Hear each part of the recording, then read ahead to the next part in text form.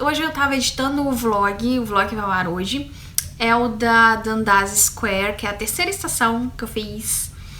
E aí teve um comentário da Esther Fernandes, bem pertinente, que ela falou assim, que ela pediu pra eu dar mais detalhes sobre a estação, sobre meios de transporte aqui em Toronto. O que acontece?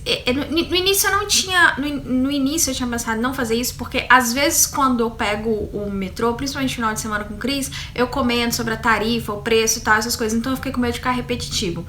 Mas realmente, depois vendo assim os vídeos, aí eu pensei assim, realmente acho que poderia ter um pouco mais de informação. Para evitar de eu ficar repetindo o valor de tarifa, como funciona, tudo sobre o metrô, cada vez que eu fizer um vlog sobre estação, eu vou concentrar tudo no vlog de hoje, vou fazer um panorama, contar como é que é o sistema de transporte, pelo menos o metrô, vou focar no metrô hoje, explicar como é que é, e aí eu vou sempre linkar nesses vídeos esse vídeo aqui para que as pessoas entendam como funciona o metrô. Bom, vamos lá.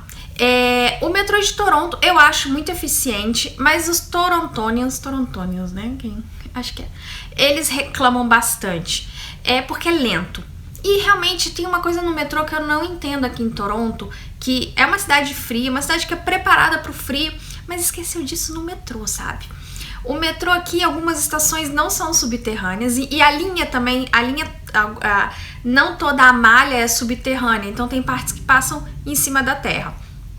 O problema que eu vejo de uma estação não ser subterrânea e que às vezes é aberta é que no inverno você vai ficar esperando no frio.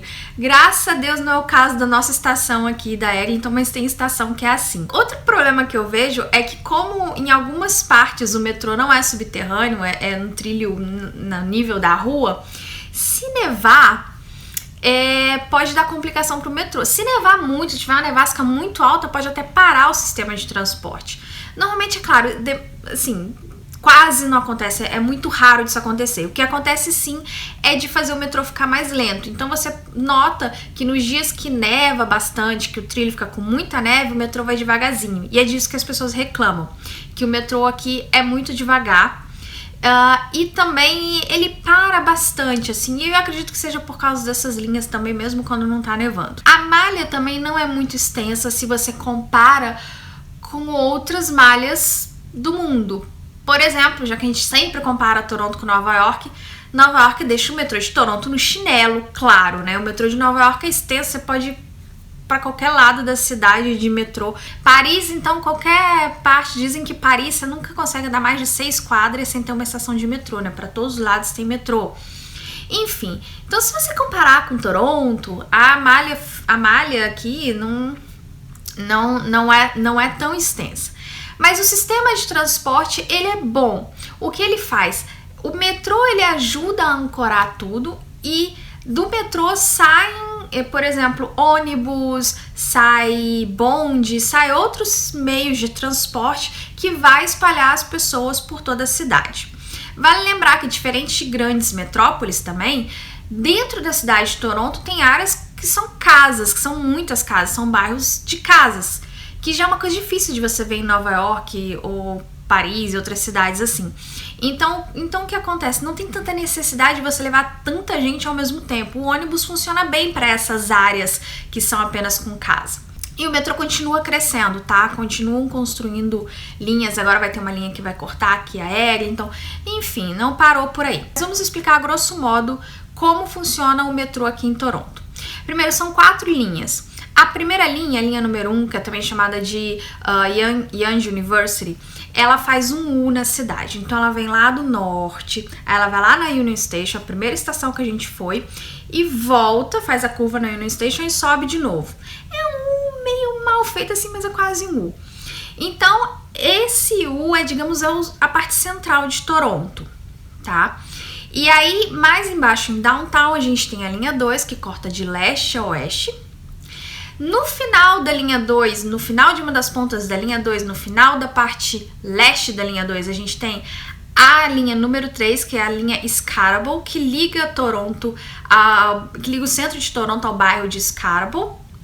E depois lá em cima, em North York, a gente tem a linha 4, que é a linha Sheppard, que faz a distribuição ali em North York, bem ao norte de Toronto mesmo. A linha 1 e a linha 2 são as mais movimentadas, é claro, porque as outras elas mais distribuem para esses bairros, mas assim, a linha que conecta Toronto, assim, no centro, que faz Toronto se mover, são as linhas 1 e 2. Então, o que acontece? Se você for em lugares aqui do centro, assim, nessa parte central, você vai bem de metrô e tal, e em cada estação e nas estações de metrô você pode pegar ônibus que te distribuem para outros lugares. E a gente em Downtown a gente também tem os bondes, que normalmente fazem leste-oeste e liga partes da cidade, principalmente Downtown. Downtown é mais tradicional ter bonde.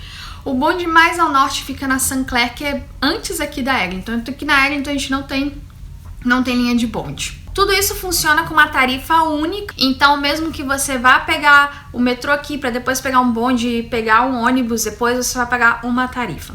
A tarifa, se você for comprar na hora, hoje ela custa $3,25. Se você for entrar no metrô e você tiver que pegar um bonde depois e você tiver pagando com essa tarifa única, tem que pegar o comprovante de pagamento numa maquininha que marca a hora e tal, e onde você pegou, para você apresentar quando você for entrar em outro transporte, para mostrar que você pagou. A mesma coisa também se você for pegar o bonde depois do metrô, que aliás, para você pegar o bonde, do bonde pro metrô, você precisa sim ou sim, porque para você passar na roleta do metrô você vai ter que apresentar isso. No metrô, quando você vai pegar o bonde, muitas vezes a pessoa não mostra pro motorista. Tem fiscais a cada tanto que vão te pedir, mas não é obrigatório você mostrar, mas você tem que ter, porque se o fiscal te pedir e você não tiver, você vai pagar uma multa aí bem salgada. Aqui os ônibus não tem cobradores, você paga diretamente ao motorista com o dinheiro exato, ou então com os tokens, ou então você pode comprar os passes.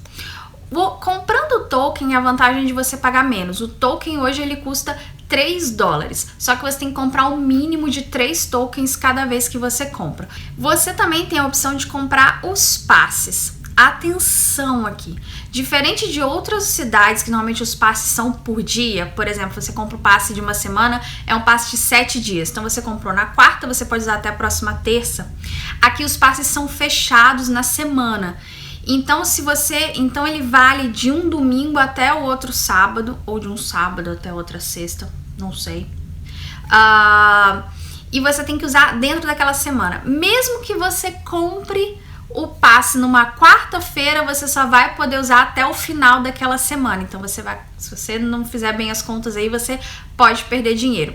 A mesma coisa vale para o passe mensal. O passe mensal ele vale do primeiro dia do mês até o último dia do mês, independente do dia que você comprar.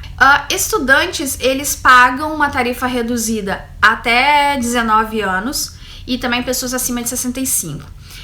Estudantes pós-secundários, ou seja, estudantes de colleges e de universidade, podem comprar um passe mensal com desconto, mas se for comprar o token ou se for pagar na hora, vai pagar o mesmo valor, a mesma tarifa, a tarifa normal. Crianças até 12 anos não pagam, podem viajar à vontade. Você pode andar com cachorro, qualquer raça, aliás, qualquer animal, né? Gato, qualquer animal de estimação você pode andar com ele no metrô. É claro, se o seu cachorro não for muito amigável, recomenda-se que você coloque uma focinheira nele. Aliás, não deveria nem ter essa regra, né? Cada um tem que ser responsável pelo seu cachorro. Você pode andar com o seu cachorro no metrô, no ônibus ou no bonde tranquilamente. A única coisa que eles pedem é que você não utilize em horário de pico, ou seja, de manhã quando as pessoas estão indo para o trabalho e à tarde quando as pessoas estão voltando para casa.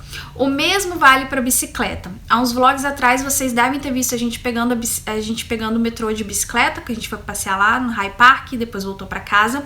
Final de semana também é liberado, você pode entrar com a sua bicicleta, não tem problema, só que pedem também para você não entrar em horário de pico. Os ônibus têm um compartimento na frente para você colocar a bicicleta, então você também pode pegar o ônibus com bicicleta.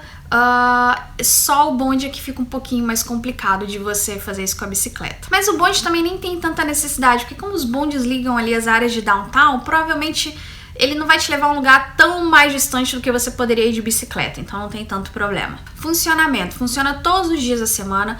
Os ônibus, dependendo da linha, são 24 horas. Agora o metrô, ele funciona desde manhã, acho que umas 5 e pouca, até mais ou menos 1h30 da manhã. No domingo começa à tarde, começa, não sei se 8 às 9 da manhã. Então, tipo assim, se você for pra balada e quiser voltar no domingo de manhã, você vai ter que voltar bem tarde no domingo de manhã, não tem muito cedo. A questão de segurança. Olha, é bem seguro aqui, não vou dizer que não acontece, então vamos dar mole, né, gente? Nós somos brasileiros, a gente já aprendeu a ser precavido. Eu tenho o lema de que o ideal é ser brasileiro em qualquer lugar do mundo. Então, em qualquer lugar do mundo, minha bolsa tá sempre fechada, tá sempre à vista, eu tô sempre de olho nela, não deixo a bolsa em qualquer lugar, tomo cuidado com bolsas, essas coisas. Eu nunca ouvi falar de casos aqui em Toronto, como, por exemplo, é comum em outros lugares. Em Paris é super comum as pessoas abrirem a sua bolsa no metrô, roubarem carteira. Tem muito batedor de carteira no metrô de Paris. O de Londres também é muito conhecido por isso, de Buenos Aires, então. Enfim, aqui não é muito conhecido, não se fala muito sobre isso, mas eu acredito que se a gente der mole pode acontecer. Agora, outros tipos de assalto, assim, de gente chegar e te tomar um laptop, não. Você vai ver pessoas lá com um MacBook trabalhando no metrô tranquilamente, usando seu celular, usando suas joias. Aliás, aqui não tem essa coisa do carro ser um bem de status, assim. Então, por exemplo, a pessoa vai pra ópera à noite, ela pode pegar o metrô tranquilamente, vai arrumada pra ópera, ela vai fazer compras, ela vai fazer... É claro que se ela quiser um pouco mais de praticidade, ela pode pegar um táxi, um Uber e tal, mas no geral as pessoas andam, assim, não é vergonha andar de transporte público aqui. Todo mundo vai trabalhar de transporte público, até mesmo porque é muito melhor do que dirigir aqui em Toronto. A gente, por exemplo, a gente já foi jantar lá no centro e voltou, sei lá, 11 horas da noite, pegou o metrô, parou aqui na porta de casa e foi excelente. Na verdade, era tudo que a gente queria quando a gente queria morar fora do país. O nosso sonho era poder morar num lugar que a gente pudesse usar o transporte público, porque, pra mim, luxo é você poder andar tranquilo no transporte público, não ter um carro blindado.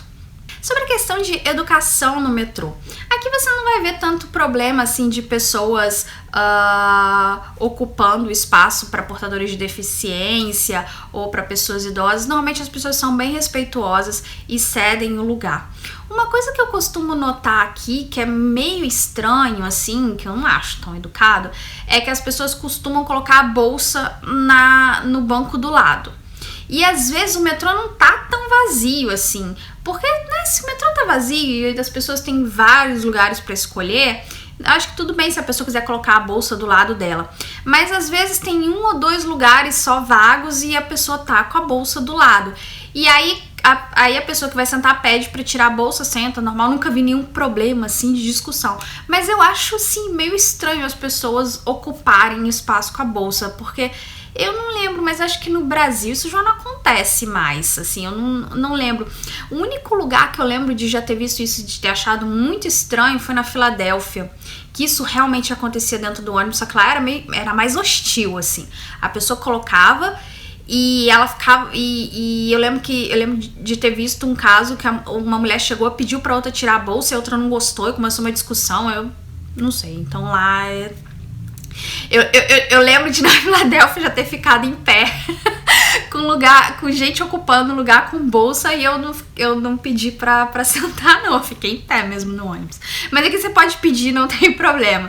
Eu só acho estranho isso. É muito comum também aqui as pessoas comerem dentro do ônibus, dentro do metrô. Assim, é claro, no Brasil também a gente vê, até mesmo porque no Brasil tem um vendedor ambulante que vai vender biscoito e tal, a pessoa come a bala e tal.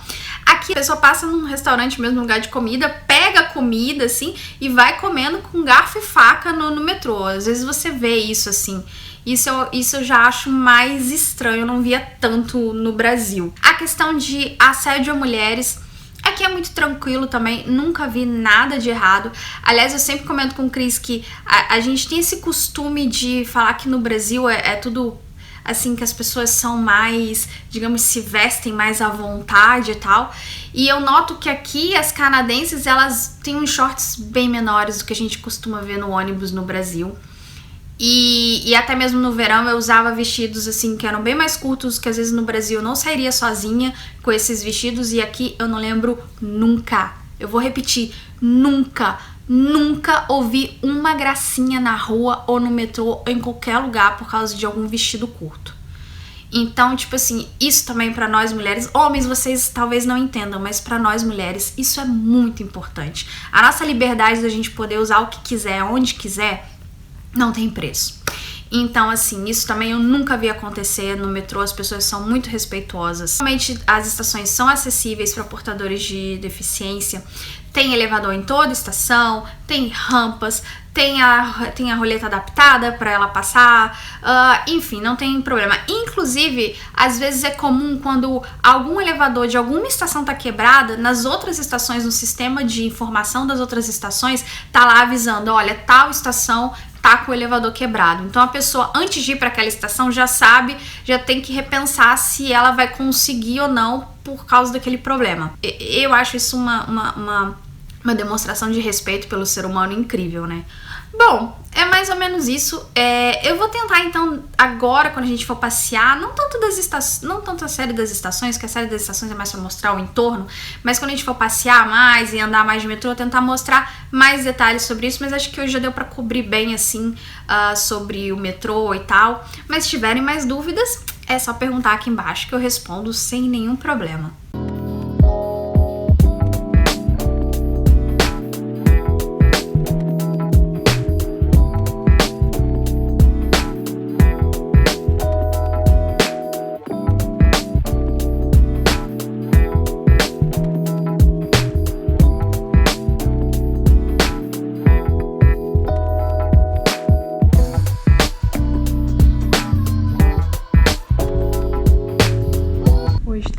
Bem nublado.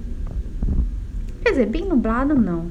Você vê ainda um pouco de azul assim atrás das nuvens, mas não tá aquele sol de ontem.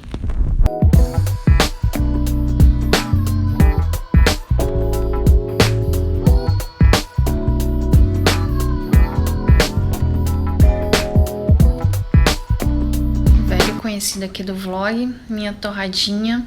Que eu fiz meio mal feito dessa vez. Eu pego, boto um azeite, as ervas que eu tiver na cozinha e boto no forno. E aí eu tô vendo Netflix, eu comecei realmente agora há 3 minutos a ver essa série Girl Boss. Estão falando bastante, porque na verdade é baseada num livro que foi um best-seller, que foi assim, sucesso total. Que é de uma menina uma menina que criou uma empresa que foi um sucesso e tal, começou a valer milhões e tal.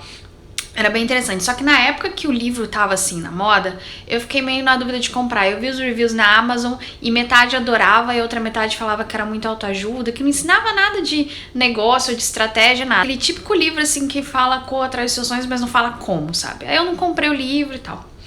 E depois de um tempo, eu fiquei sabendo que a empresa faliu. Ela pediu falência, a empresa pediu concordata. E eu fiquei assim, caramba, ainda bem que eu não comprei o livro. E aí começou a série, eu falei assim, não vou ver, porque eu já sei o final da história, a mulher faliu a empresa. E aí eu não queria ver, mas tá todo mundo falando e essa Maria vai com as outras. Depois eu conto pra vocês se vale a pena ou não. Enquanto isso, eu ainda não sei se vale a pena, mas a torradinha vale.